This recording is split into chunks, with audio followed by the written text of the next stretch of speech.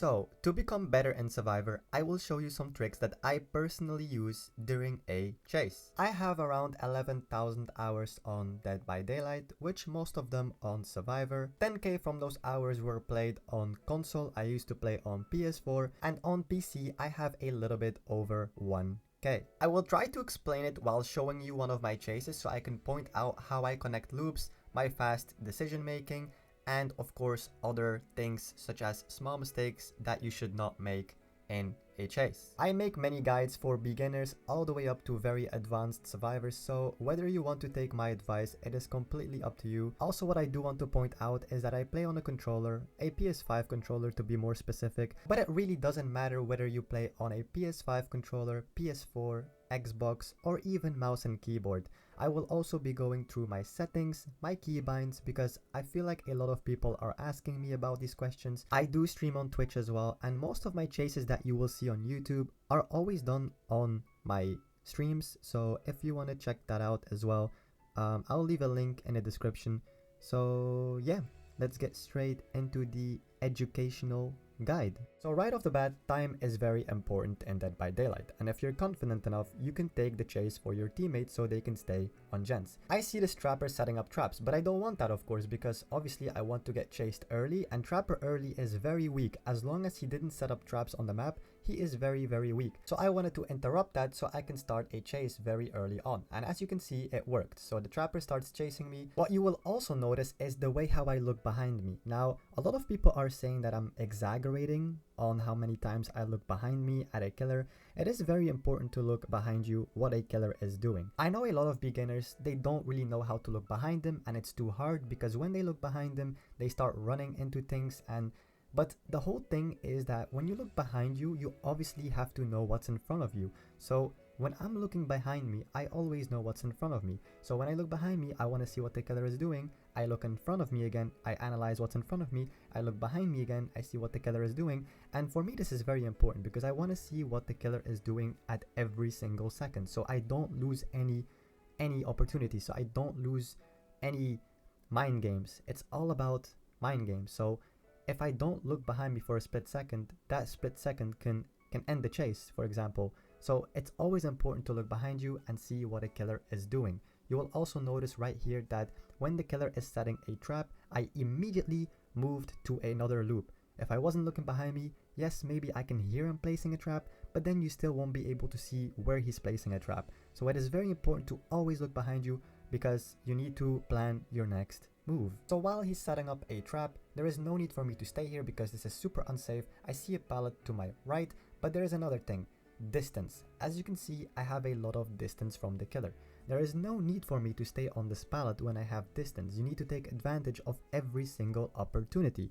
So as you can see, I have distance. It's a Trapper. They don't really have mobility. They don't really have insane movement. So as you can see, the Trapper is so far away from me. There is no need to camp this pallet. There is a lot of people who camp pallets and, you know, they just drop them and wait till the killer arrives and then breaks it, or they get hit, and it's just not the efficient way. So as you can see, I'm taking advantage of the distance that I'm having from the killer. So now you will notice that I will leave this pallet and I will just move to the next tile. But what you will also see is while looking behind me and in front of me, I can already recognize what the next tile is. So I can see from the distance, oh, it's a 4-lane.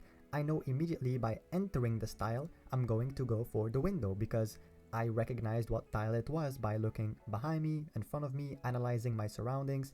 It is very important to analyze your surroundings, of course, in a chase. So just in this little time span, so we got chased by this Trapper. They set a trap on that first loop. I move away. I see another filler pallet.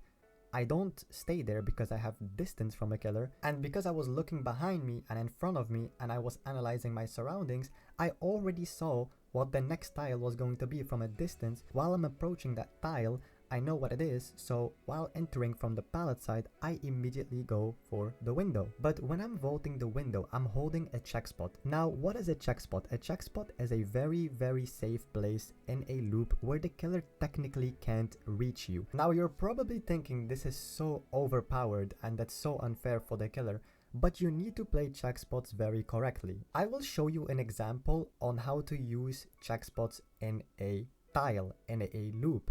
Now, if you're watching this video and you already know what a check spot is or how to use check spot, or if you have already mastered on how to use check spots, then I would skip the next part. But if you're new or are very curious on what check spots are, then you should really know what that is and you should really master it, because it's so important and it can save you in so many situations. I will show one example right now in this video of my check spot guide, but I will leave all of them in the description as well as in the pinned comment. And yes, check spots is probably the only trick in the game that works against the top of the top killers. So let's get into it. Check spot number 1, you need to position yourself like this, because you can see 3 areas. You can see behind you between the crack, you can see the killer coming from the right side, and you can see the killer coming from the left side. Check spot number 2, you can see the killer from your left, as well as from the window, as well as just from behind the pallet. Check spot number 3, you can see the killer from your right,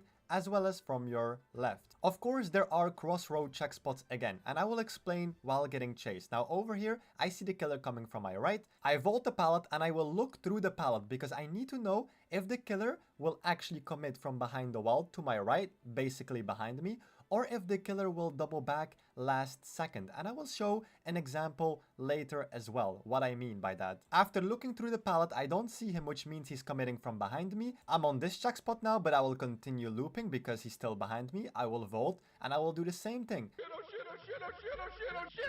Now, if you're doing the crossroad check spot and you're looking through the pallet for like 1.5 to 2 seconds, and you still haven't seen the killer, and even while moving and looking behind you, you still haven't seen the killer from that side as well. That could be 2 things. They could either be waiting behind the wall, ready to moonwalk and come from that same side again, or they could be double backing, but they just took it very late, and that is why I couldn't see them through the pallet.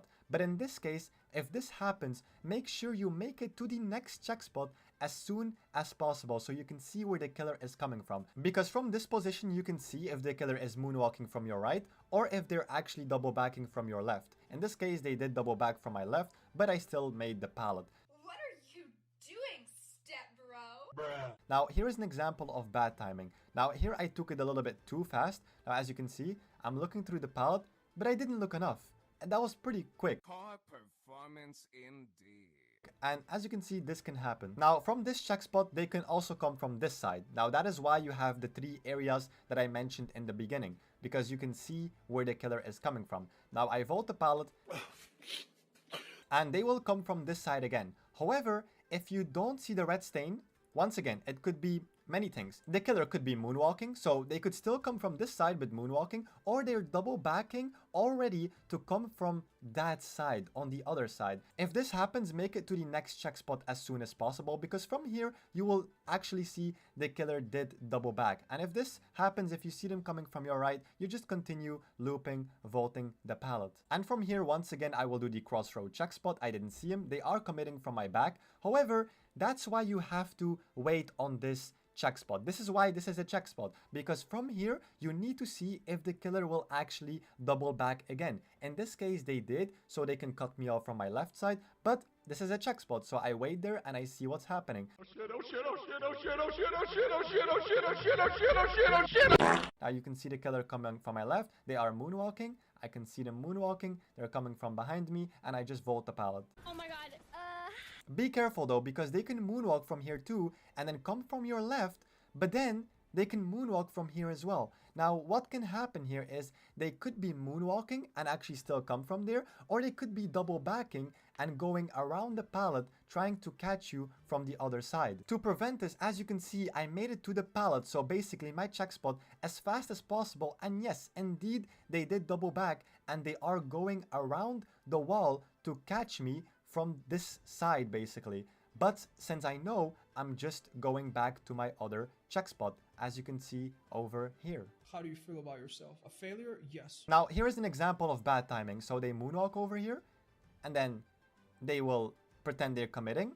But as you can see, I have no idea where the killer is, and they come from that side exactly. Here is a chase example. Now, I'm getting chased. The killer will come from my left, and I will just vault the pallet, and then they will continue coming from my left, but I will see it because I'm paying attention. Now, they're still committing. Now, over here, as you can see, they're double backing. So I made sure I made it close to the pallet so I can see in case they're actually double backing. Now I'm just vaulting the pallet because I know where the killer is. Now they will do it again. I will do the crossroad check spot. I don't see them, so they're committing from my back. And I will just continue looping, vaulting the pallet. They cannot hit me. Now over here, they will come from my left. I will vault the pallet.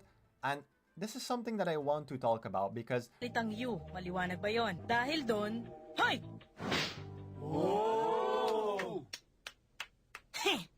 Remember when I told you about that one check spot over there? Now pay attention how the killer is showing the red stain over here. Now usually what they do sometimes is they show the red stain and then they will hide it behind this wall and then go behind the wall completely around the jungle gym. Now a lot of experienced killers do that to get a free hit on a survivor because not many know about this check spot, but that is why you have to keep paying attention over there because look what's going to happen. Now I vault this. Now they're coming back. I vaulted again. I wait here. I'm holding my check spots. This is my safe zone. And as you can see, the killer is going around. Killers will do the most insane mind games just to get a free hit or a down on a survivor in a jungle gym. Now over here again, the crossroad check spot. Now I'm looking behind me. It's very important to look behind you because once again, they can still be double backing from this side as well. So I'm still looking behind me, but also looking in front of me through the pallet because that's how you know if they're double backing. And in this case, they are. So I'm just going back to my other check spot and over here I wait again and then I vault the pallet. What killers also love doing is hiding the red stain on the same side that you're in. Now, as you can see over here, now I'm on the same side as the trapper, but they're like hiding it so tight that if you are hugging the pallet, you won't be able to see it. So you need to like position yourself so you can still see. And they can still do it from the other side as well. I just wanted to mention that because it's a silly trick, but this trick might get to you. I also want to talk about resilience because resilience is a really good perk. It is, I feel like it's like a must because it's just so good. The extra 9% of vault speed, it helps you in so many situations. I just wanted to say that because it's an amazing perk. A lot of people are also saying that, well, what if the killer just breaks the pallet? Then, you know, then you're dead.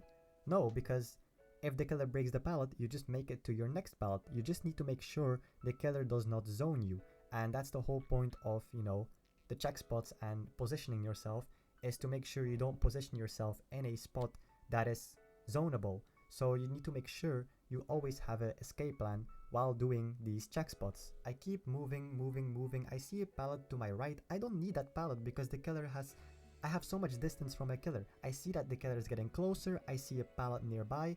And I see that I won't be able to make it to another pallet. So I'll just use this pallet right here. Now notice how this pallet has two sides. Has two rock sides.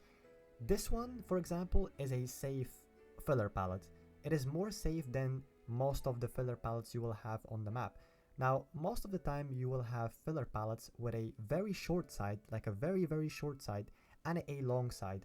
You need to make sure you always loop the long side. This loop as well. This loop has a long side and it has a short side. And I'm actually looping the short side. And the long side is on the other side of this loop. Now, you will have loops where the short side is even shorter than that. And that's what you want to avoid. You want to avoid looping the short side and always loop the long side. You will also notice that I got greedy. I'm just looping around and getting hit. That is just because that's me, you know? I love getting greedy. I love looping around. I love not dropping the pallet too early and so on. But that is because I'm confident enough in, you know, what I'm doing. But of course, if you're, you know, still new, I would still drop the pallet and make sure you get a stun on the killer and not be too greedy as what I'm doing right now. The exact same thing on this loop as well. As you can see, I'm looping the shorter side, but always make sure to loop the longer side unless you feel comfortable and more confident in your own skill.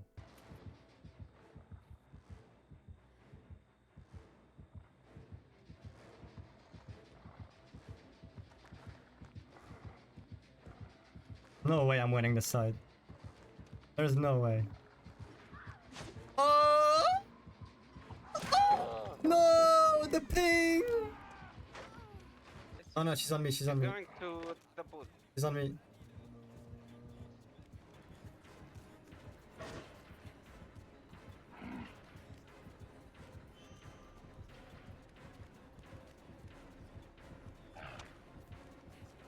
You think this Huntress is good? No, yeah, I think. Nah, bro. Nah. Because she's going like There's no to way. the. Bro, you see this? I have an infinite against her.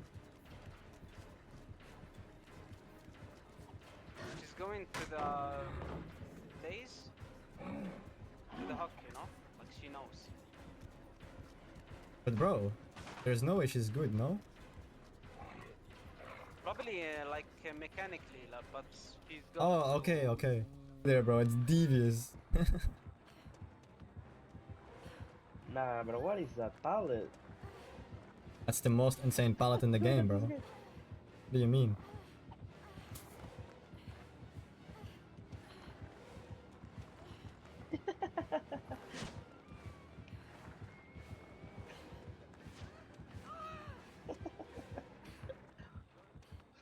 Don't save this guy.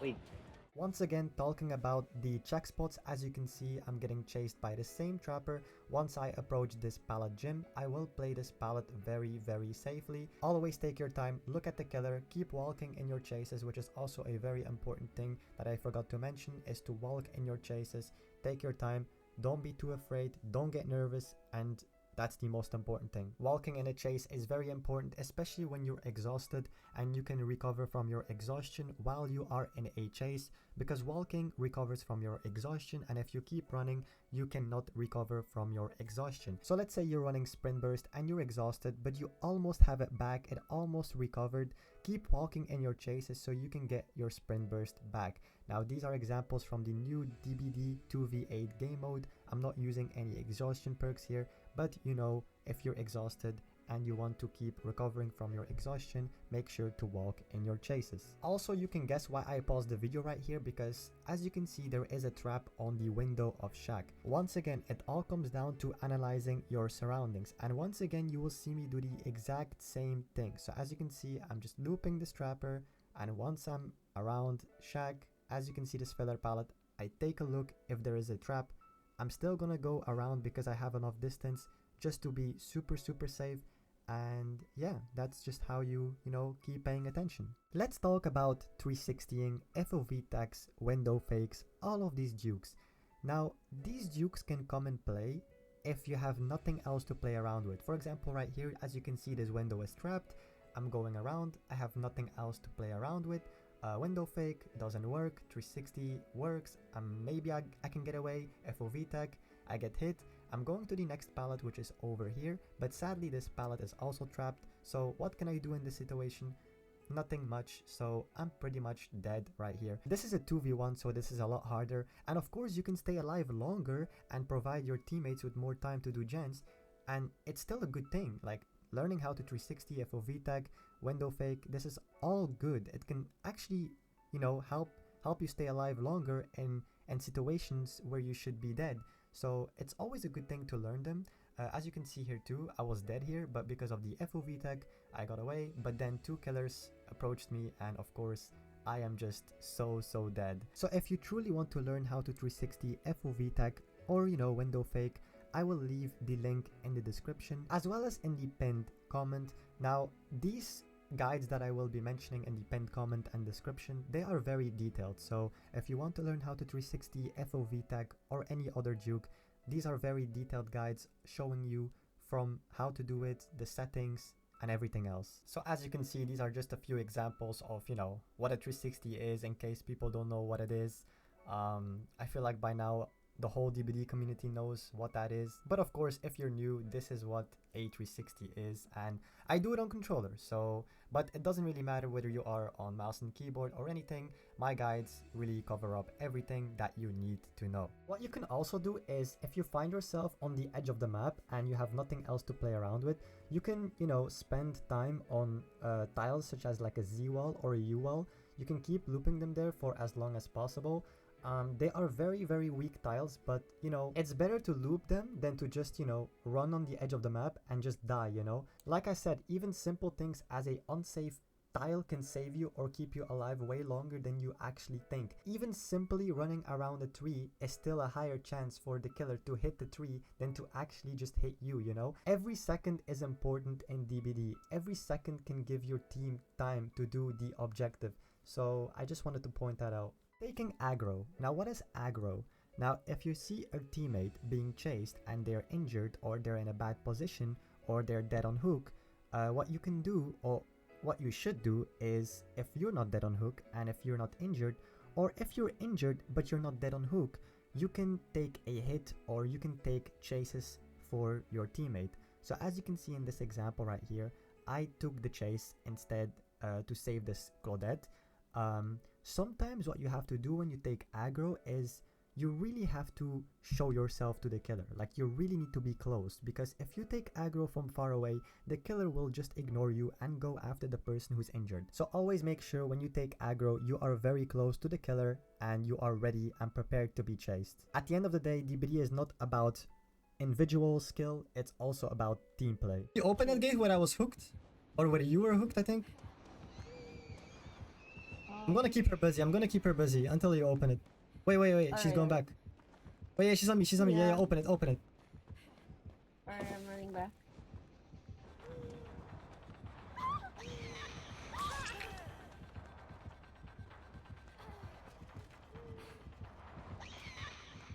I predicted you like a book. I'm coming. Gonna over blink? Yep. I'm going to the other gate,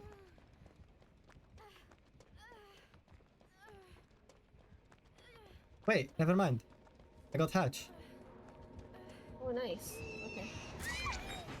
Now, we talked about distance between you and the killer and not staying near a pallet if the killer is too far from you, but what you can also do is connect loops. Now, connecting loops is like the worst thing for killers. Like, they hate that. Every killer hates when a survivor connects loops because you almost create an infinite that makes the killer go actually insane.